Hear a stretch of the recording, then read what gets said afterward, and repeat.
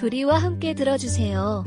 우리 구독자님들도 돈 때문에 웃어보기도 울어보기도 하셨겠죠? 오늘의 사연은 돈 때문에 일어난 웃지 못할 에피소드입니다. 함께 들어볼까요? 안녕하세요. 저는 40대 중반 남자이고 현재 결혼하지 않은 노총각입니다. 제 형이 한 분 계시고요. 나이는 저보다 7살이 많습니다. 부모님이 살아생전 열심히 농사를 지으셔서 저희 두 형제를 먹여 키우셨는데 아버지는 5년 전에, 어머니는 오래전에 돌아가셨어요. 두 분 다 연세에 비해서 다소 일찍 돌아가셔서 아쉬움과 그리움이 많이 남더라고요. 특히나 오래 건강하셨던 어머니가 갑작스레 돌아가셨을 때 더 공허했던 것 같아요. 저는 그렇게 며칠을 일도 제대로 안 하고 멍하니 지내기만 했네요.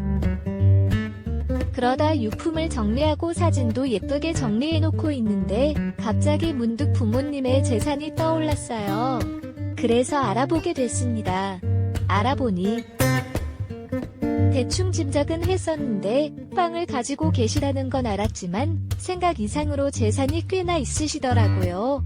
기존에 가지고 계셨던 땅도 금액이 올랐고 통장에 현금도 두둑히 모아두셨더라고요. 당연히 자식은 저와 형 2명이 있기에 공동으로 재산을 물려받는 거라 생각하고 있었습니다. 얼마 뒤 형에게 전화가 왔고 부모님 유산에 대해 얘기하더라고요. 부모님 통장에 있는 금액 중 제 몫순으로 따로 넣어준다 해서 저는 급하지 않았기에 또 당연히 형이 계산을 잘해서 저에게 보내줄 줄 알았던데 저는 알아서 하시라고 했습니다. 그런데 다음날 통장 내역을 확인해보니 반을 나눈 금액보다 훨씬 적더라고요. 저는 벌룬 형에게 전화를 걸었습니다. 형이 어제 입금해준 거 잘못 입금한 거 아니야? 아니, 제대로 보냈는데 다시 확인해봐. 아니야, 50대 50이 아니잖아. 무슨 희야. 살아생전 아버지 말씀 못 들었어. 근놈이라서 나중에 유산도 더 챙겨준다고 하신 거 다 잊었네요. 무슨 소리예요? 형님, 순간 머리가 어지러웠습니다. 아버지께서 5년 전에 돌아가셔서 기억이 잘 나지 않았거든요. 살아계실 때 형님의 조카들, 즉 손주들을 예뻐해 주시긴 했는데 제 기억에는 분명히 나중에 돌아가시면 땅도 잘 나누고 사이좋게 잘 지내라고 하신 것만 기억이 나네요. 그랬는데 형님이 부모님의 현금 자산 중 3분의 2상을 가져가신 거라니 저보고 뭔 소리냐고 따지니 황당할 지경이었어요. 저는 한참을 골똘히 생각한 후 이건 아닌 것 같아서 다음날 형님께 다시 전화를 했습니다. 그런데 몇 번을 걸었는데도 계속 받지를 않더군요. 안 되겠다 싶어서 저는 형수에게 전화를 걸었어요. 평소에 형님 전화가 안 되죠? 옆에 계시면 좀 바꿔주세요. 도련님 아빠 지금 일보러 나갔다고 하네요. 들어보니 유산 분할이 불만이신 것 같은데 저도 예전부터 알고 있었거든요. 어머님 아버님이 한준이와 한석이를 키우려면 재산이 더 많이 필요할 것 같다고 그러셨죠. 형수님, 그건 조부모니까 손주들 목욕을 키우려면 돈이 많이 들 것이라고 하셨을 뿐입니다. 그게 무슨 유산을 더 준다는 말인가요? 이거나 그거나 같은 거죠. 사실 도련님은 결혼도 안 하셨고 혼자 사시는데 그만한 재산이 꼭 필요하신가요? 어차피 시골에서 살면서 지출도 많이 없잖아요. 저희는 도시에 살고 대학생과 고등학생 2명을 키우니 돈이 얼마나 드는지 아세요? 뭐라고요? 정말 이런 식으로 나올 거예요? 전화기 너머로 들리는 평수의 뻔뻔한 목소리에 욕이 목구멍까지 치솟는 걸 겨우 참았네요. 계속 듣고 있으면 미칠 것 같아서 바로 끊어버렸습니다. 아니, 부모님이 유산을 형에게 더 줄 거라고 했다고 구두로 말씀하셨다고 쳐요. 그러면 저한테 미안한 기색이라도 있어야 되는 거 아닌가요? 어디서 이상한 논리를 펼쳐가며 우기던지 저는 화를 진정하고 일단 형네 집에 가서 대화를 하고자 마음먹었습니다. 형과 원수들 판에서 차라리 제가 조금 덜 가져가더라도 형 동생 사이는 유지해야겠다고 생각했죠. 단지 사이좋게 저한테 따스한 말이라도 했으면 하는 제 작은 바람이 있었던 것 같았어요. 그런데 그 이후로 평소와 같이 형은 한 달이 지나도 제 전화를 받지 않더라고요. 형과 형수의 무시하는 태도를 보자 나름 잘 푸는 것 같았던 저는 다시금 분노가 조금씩 쌓이더라고요. 그렇게 시간이 지나고 2달이 지난 후에 형이 운영하고 있는 가게를 찾아갔어요. 자동차 안에서 형이 끝날 때를 기다리고 있는데 드디어 형이 나오더라고요. 그래서 차에서 나가려고 하는데 그때 형이 사방을 두리번거리더니 가게에 있는 어떤 아줌마와 팔짱을 끼더라고요. 그러면서 같이 차에 타더군요. 저는 뭔가 싶어서 그 둘을 차로 몰래 쫓아갔습니다. 그러더니 글쎄 둘이서 숙박업소에 들어갔더군요. 아마도 형의 가게의 직원 같은데 그렇다면 매일 보는 둘이서 그런 짓 하는 게 처음이 아니란 말이었죠. 순간 저는 형과 형수를 따끔하게 혼내줄 수 있겠다 생각이 들었습니다. 다음날 형이 가게에서 일하고 있을 때쯤 저는 집에 혼자 있는 형수를 찾아갔습니다. 형, 나 속상해서 한잔했어요. 왜인지는 알죠? 평소 그러면 안 돼요.